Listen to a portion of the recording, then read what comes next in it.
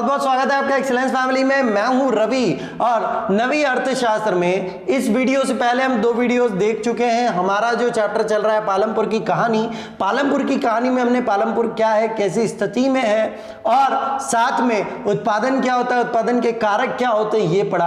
अब उत्पादन के कारक तो हमने देखे 4 तरह के होते हैं, भूमि और श्रम, पूंजी और उद्यमी। तो ये जो उत्पादन के 4 कारक है, इसमें हमने भूमि कारक को पालमपुर के हिसाब से पढ़ना स्टार्ट कर दिया है कि भाई पालमपुर में भूमि की क्या स्थिति है, और उसके 2 पॉइंट्स हम पढ़ चुके हैं। अब तीसरा पॉइंट हम पढ़ने जा रहे हैं, क्या भूमि यह धारण कर पाएगी। ये तीसरे पॉइंट के साथ ही हम पालमपुर में जो स्थिति है भूमि की उसको और भी अच्छे से पढ़ेंगे। अब क्या भूमि धारण कर पाएगी, ये प्रश्न कहां से उठता है। हमने दूसरा पॉइंट पढ़ा था कि भूमि में उपज कैसे बढ़ाई जाए। उपज बढ़ाने के लिए हमने उसमें पढ़ा था कि हरित क्रांति के दौरान HYV बीजों का निर्माण किया गया वैज्ञानिकों द्वारा। मतलब ऐसे बीज जिनमें उपज क्षमता ज्यादा होती है, नई किस्म के बीजों का मतलब कि निर्माण किया गया। तो नई किस्म के बीजों को उगाने के लिए उनमें रासायनिक खाद का भी बहुत ज्यादा प्रयोग करना पड़ता है, साथ में नई तकनीक का प्रयोग करना पड़ता है। तो रासायनिक खाद या रासायनिक कीटनाशक जब हम हमारी भूमि में डालेंगे तो क्या भूमि इसको ग्रहण कर पाएगी, यही प्रश्न बनता है और इसी की ओर हम बढ़ रहे हैं। भूमि एक प्राकृतिक संसाधन है दोस्तों, भूमि एक प्राकृतिक क्योंकि प्रकृति प्रदत्त है, अतः इसका सावधानी पूर्वक प्रयोग करने की जरूरत है। भूमि जो प्रकृति के द्वारा बनाई गई है, हम तो बनाते नहीं है, तो प्रकृति ने जो भी संसाधन दिए हैं उनका सावधानी पूर्वक प्रयोग करना चाहिए। जैसे जंगल है, जंगल को हम काटते जा रहे हैं, नई आबादी बसाते जा रहे हैं, जंगलों के कटने से वर्षा का असीमित होना हो गया है, जिससे कि वर्षा असीमित होती है, मौसम परिवर्तन जल्दी होने लगते हैं। तो ये जितने भी प्राकृतिक आपदाएं आती हैं, बाढ़ें आना, सुनामी आना, ये सब इसी कारण होता है। तो भूमि भी एक प्राकृतिक संसाधन है जिसका हमें विवेकपूर्ण प्रयोग करना चाहिए, मतलब सावधानी पूर्वक। वैज्ञानिक रिपोर्टों से संकेत मिलता है कि खेती की आधुनिक कृषि विधियों ने प्राकृतिक संसाधन आधार का अति प्रयोग किया है। कि भाई वैज्ञानिक भी इस चीज को मानते हैं कि हम नई तकनीक का प्रयोग जब करते हैं, नए खेती जैसे ट्रैक्टर से खेती करना, हार्वेस्टर से खेती करना या रासायनिक पदार्थों का उपयोग करना, इससे प्रकृति को नुकसान होता है, ये वैज्ञानिक भी मानते हैं। अनेक क्षेत्रों में हरित क्रांति के कारण उर्वरकों के अधिक प्रयोग से मिट्टी की उर्वरता कम हो गई है। हरित क्रांति के कारण जब नई तकनीक अपनाई गई, रासायनिक खाद प्रयोग किया गया, तो उससे मिट्टी की उर्वरता क्षमता कम हो गई। उर्वरता क्षमता क्या होता है इसको थोड़ा सा समझ लिया जाए दोस्तों। उर्वरता क्षमता क्या होता है, अब मान लिया जाए कि ये जमीन है जिसमें एक बीज डाला गया। अब एक बीज डाला गया गेहूं का, जो कि कुछ दिनों बाद एक पौधा बन जाता है, इसमें फलियां लगती है और ये गेहूं का बढ़िया एक पौधा बन जाता है ना। अब एक दाने से ये इतना बड़ा पौधा कैसे बना, ये अपनी जड़ें फैलाएगा नीचे, और ये जड़ें खनिज पदार्थ जो भी है जमीन में, भूमि में, उनको ग्रहण करता है। पानी की मात्रा को ग्रहण करता है और एक पौधा बन जाता है। तो ये खनिज पदार्थों की पूर्ति के लिए जब हमने नए किस्म के बीजों का प्रयोग किया, तो ज्यादा उपज बढ़ाने के लिए हमने रासायनिक खाद और दवाई का प्रयोग किया, रासायनिक खाद और दवाइयों का प्रयोग किया। तो अब रासायनिक दवाइयों के प्रयोग होने से क्या, इन रासायनिक दवाइयों का जब हमने छिड़काव किया भूमि पे, तो इससे इन खनिज पदार्थों की मात्रा कम हो गई। इससे छोटे छोटे जो खनिज पदार्थ है धरती के अंदर, ये मरने लगे, ये खत्म होने लगे। तो इससे जिसकी मदद से पौधा बढ़ रहा था वही चीज खत्म होने लगी, तो उर्वरता क्षमता पृथ्वी की, धरती की कम हो गई। आगे बढ़ते दोस्तों, इसके अतिरिक्त नलकूपों से सिंचाई के कारण भूमि जल के सतत प्रयोग से भौम जल स्तर कम हो गया। नलकूपों से सिंचाई, अब इसको भी समझ लिया जाए ये कैसे होती है। ये हमारी धरती, इसके ऊपर एक ट्यूबवेल लगाई गई, ट्यूबवेल मतलब धरती के अंदर। अब ट्यूबवेल लगभग 400 से 500 फीट गहराई तक लगाई गई। 400 से 500 फीट नीचे का जल तो आप ले आए हो, मतलब यहां तक का जल तो आपने खत्म कर दिया, तो जल का स्तर और नीचे चला जाएगा, है ना, जल का स्तर और नीचे चला जाएगा। तो भूमि जल भी नई सिंचाई तकनीक से कम हो गया। अब आगे बढ़ते हैं कि मिट्टी की उर्वरता और भौम जल जैसे पर्यावरणीय संसाधन कई वर्षों में बनते हैं। देखो दोस्तों, मिट्टी की उर्वरता क्षमता, ये खनिज पदार्थ कहां से आते हैं मिट्टी में? पेड़ों से पत्तियां गिरती हैं, उनसे बनते हैं। कीड़े जो जमीन को, केचुए जो जमीन को खाते हैं, धीरे धीरे उससे बनता है। भूमि में जल कहां से आता है? ऊपर से जल आता है, रिश्ता है, नीचे धीरे धीरे जमीन में जाता है, तो भूमि में जल इकट्ठा होता है। इन चीजों को बनने में कई वर्ष लग जाते हैं और हम इनका दोहन एक झटके में कर लेते हैं। भूमि से जल पाइप से निकाल लेंगे। उर्वरक क्षमता कम कर दी, कैसे? रासायनिक खाद डालकर।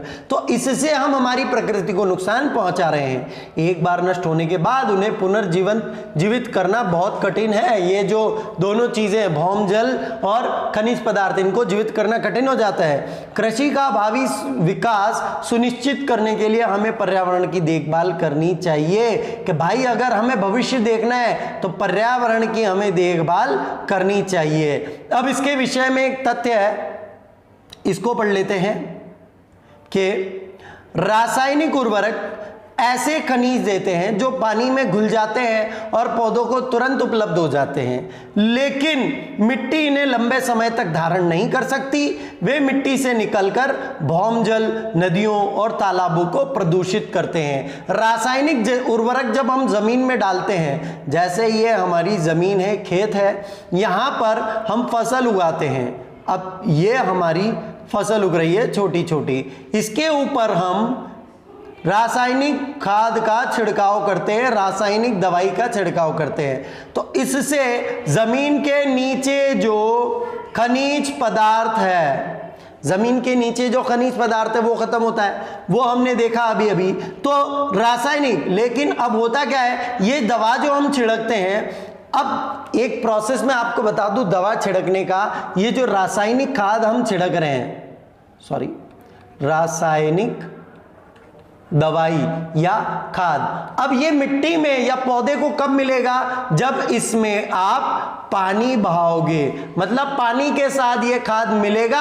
और ये किसको मिलेगा? ये पौधा इस खाद को ग्रहण करेगा पानी के साथ मिलने के बाद। मतलब जब रासायनिक खाद पानी में घुलेगा तब पौधा इसको ग्रहण करेगा। अब ये रासायनिक खाद पानी में तो घुल जाता है, परंतु भूमि इसको ग्रहण नहीं करती। मतलब कि इसके कण जो है ये भूमि, मिट्टी में मिलते नहीं है, और मिट्टी में मिलते नहीं है तो ये क्या होता है, या तो भौम जल में मिलकर नीचे चला जाता है, या फिर नदियों में बहकर बाहर चला जाता है। तो फिर ये जल को प्रदूषित करता है। जल प्रदूषित होगा तो उसका असर हमारे स्वास्थ्य पर भी पड़ेगा। तो रासायनिक खाद इस तरह से नुकसान देता है दोस्तों।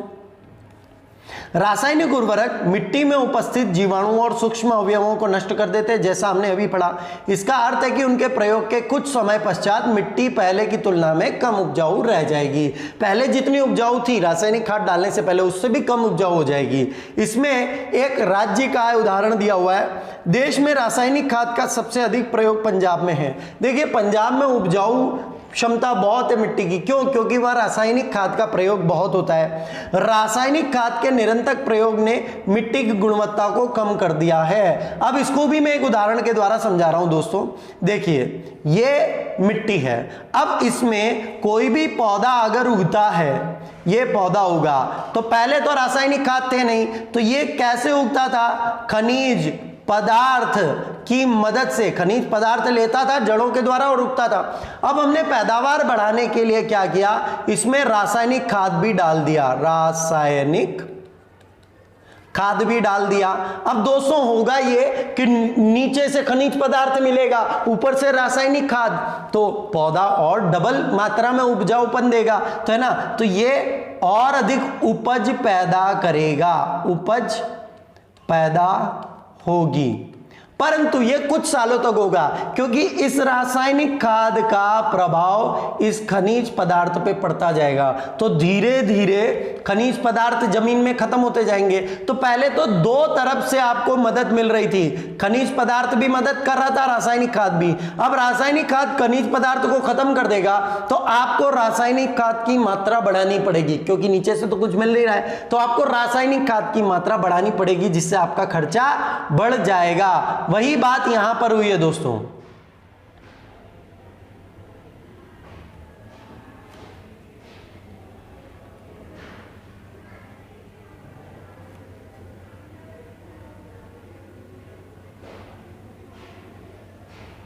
वही बात यहां पर है कि पंजाब में भी यही हुआ। पंजाब में हमने देखा क्या हुआ, वही बात यहां पर भी है दोस्तों। पंजाब के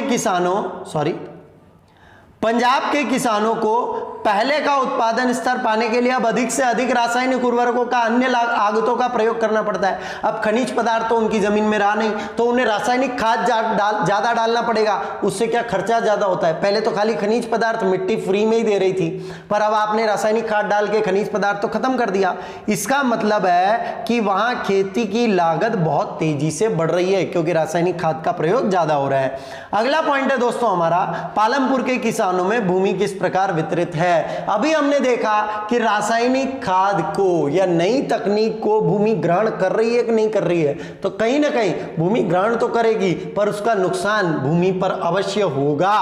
अब हम देखते हैं कि पालमपुर में भूमि की स्थिति क्या है, किसके पास कितनी भूमि है। आपने यह जान लिया होगा कि खेती के लिए भूमि कितनी महत्वपूर्ण है। भैया खेती के लिए भूमि महत्वपूर्ण है, क्योंकि खेती भूमि पर ही की जाएगी, और भूमि में भी खनिज पदार्थ बहुत महत्व रखते हैं, उसमें पानी बहुत महत्व रखता है। इसके अलावा दुर्भाग्यवश खेती के काम में लगे सभी लोगों के पास खेती के लिए पर्याप्त भूमि नहीं है। अब आप कई जगह देखते हैं कि ऐसे लोग हैं जो खेती का काम कर रहे हैं पर स्वयं की जमीन नहीं है, उनको मजदूर कहा जाता है, कृषि हर मजदूर, जो खेती का काम कर रहे हैं पर स्वयं की भूमि में नहीं, मजदूरी पे। पालमपुर में 450 परिवारों में से लगभग 1/3 अर्थात 150 परिवारों के पास खेती के लिए भूमि नहीं है, जो अधिकांशतः दलित है। अब हमारा पालमपुर गांव जो है उसमें कुल 450 घर है, जिसमें से 150 घर मतलब परिवार है, जिसमें से 150 परिवारों के पास भूमि ही नहीं है। बिल्कुल 350 परिवारों के पास है, तो इनको भूमिहीन कृषक या मजदूर कहा जाएगा। अब ये लोग क्या करते हैं, दूसरों के खेतों में काम करते हैं, है ना। तो ये एक बहुत बड़ा नंबर होता है दोस्तों। बाकी परिवारों में से 240 परिवार जिनके पास भूमि है 2 हेक्टेयर से कम क्षेत्रफल वाले छोटी भूमि के टुकड़ों पर खेती करते हैं। अब बाकी के जो परिवार है, बाकी के परिवार कितने बचे ये देखिए आप, 300 में से 240 परिवारों के पास 2 हेक्टेयर से कम भूमि है। 2 हेक्टेयर लगभग होता है 10 बीघा, तो उससे भी कम भूमि है, मैं लगभग बोल रहा हूं दोस्तों, उससे भी कम भूमि है। भूमि के ऐसे टुकड़ों पर खेती करने के लिए किसानों के परिवारों को पर्याप्त आमदनी नहीं होती है। अब इतनी कम भूमि पर अगर वो खेती करते हैं तो उनको पर्याप्त मात्रा में आय नहीं होती, वो अपना परिवार पाल नहीं सकते हैं। तो ये स्थिति पालमपुर में आपने देखी कि 450 परिवार है, जिसमें से 150 के पास तो भूमि नहीं है, और 240 जो उसमें से बच्चे उनके पास बहुत कम भूमि है। इसका मतलब 60 परिवार ऐसे जिनके पास बहुत ज्यादा भूमि है। तो अब यहां पर एक कहानी भी दी हुई है दोस्तों। 1960 में कृषक गोविंद के पास 2.25 हेक्टेयर अधिकतर असिंचित भूमि थी। 1960 में एक कृषक है, एक किसान है गोविंद जिसका नाम है, उसके पास 2.25 हेक्टेयर भूमि थी। 2.25 हेक्टेयर कितना हुआ, लगभग 10, 12 या 13 बीघा मान लीजिए आप। तो ये हमारा किसान हुआ गोविंद, है ना। इसके पास कितनी भूमि है, 2.25 हेक्टेयर। उसके बाद आगे बढ़ते हैं, कहानी क्या कह रही है। गोविंद अपने 3 पुत्रों की मदद से इस भूमि पर खेती करता था। अब गोविंद भाई साहब के जो है 3 पुत्र हैं, ये 1, ये 2 और ये 3, ये तीनों पुत्र इनके हैं। अब इनकी मदद से खेती करता है, तो एक स्वयं गोविंद, 3 उसके पुत्र, हो सकता है पुत्रों की पत्नियां भी हो, गोविंद की स्वयं की पत्नी हो, मतलब एक बड़ा परिवार है। अब बड़े परिवार में सभी मिलकर खेती कर लेते। यद्यपि वे बहुत आराम से तो नहीं रह रहे थे, लेकिन परिवार अपनी एक भैंस से होने वाली कुछ अतिरिक्त आय के द्वारा अपना गुजारा कर रहा था। मतलब अब इस कम भूमि में इतना बड़ा परिवार ठीक ठाक से तो नहीं चल रहा था, फिर भी गुजारा हो जाता। उनके पास एक अतिरिक्त भैंस और थी, एक भैंस भी है जिसकी मदद से, जिसके दूध को बेचकर वो आमदनी कर लेते और ठीक ठाक काम उनका चल जाता है। गोविंद की मृत्यु के पश्चात, कुछ वर्ष पश्चात, यह भूमि उसके तीनों पुत्रों के बीच में बट गई। अब गोविंद जी की मृत्यु हो गई और उसकी भूमि उसके तीनों पुत्रों में बट गई। अब कितनी भूमि आई? प्रत्येक के पास अब केवल 0.75 हेक्टेयर भूमि का टुकड़ा था। 0.75 इसके पास, 0.75 इसके पास और 0.75 इसके पास, है ना। यही भूमि इनके पास है। तो गोविंद के पास तो फिर भी इतनी भूमि थी, इनके पास तो और कम हो गई अब, है ना। तो भूमि बटी तो और भूमि की कमी आ गई प्रत्येक के पास। परंतु अब बेहतर सिंचाई व्यवस्था और खेती की आधुनिक विधियों के बावजूद गोविंद के बेटे अपनी जमीन से गुजारा नहीं कर पा रहे। एक तो मैं इस शब्द का मतलब समझा दूं कि अधिकतर असिंचित भूमि थी।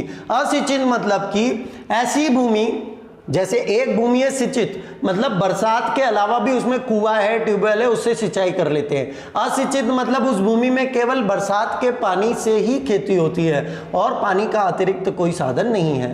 तो 2.25 हेक्टेयर में भी उसके पास ज्यादा, तो असिंचित ही भूमि थी। अब वो भी बटी तीनों पुत्रों में, अब तीनों में बट गई। तो जब 2.25 हेक्टेयर में ही कम उत्पादन हो पा रहा था, परिवार मुश्किल से चल रहा था, तो अब तो और मुश्किल से चलेगा। हालांकि खेती की नई नई तकनीक आ गई है, उपजाऊपन बढ़ा है, रासायनिक तकनीकें आ गई है, ट्रैक्टर आ गए हैं बैलों की जगह, फिर भी भूमि तो बहुत कम हो गई है ना। तो सबसे मुख्य जो कारक होता है उत्पादन का, खेती का, होता है भूमि, और वही कम हो गया तो परिवार का चलना मुश्किल हो जाएगा।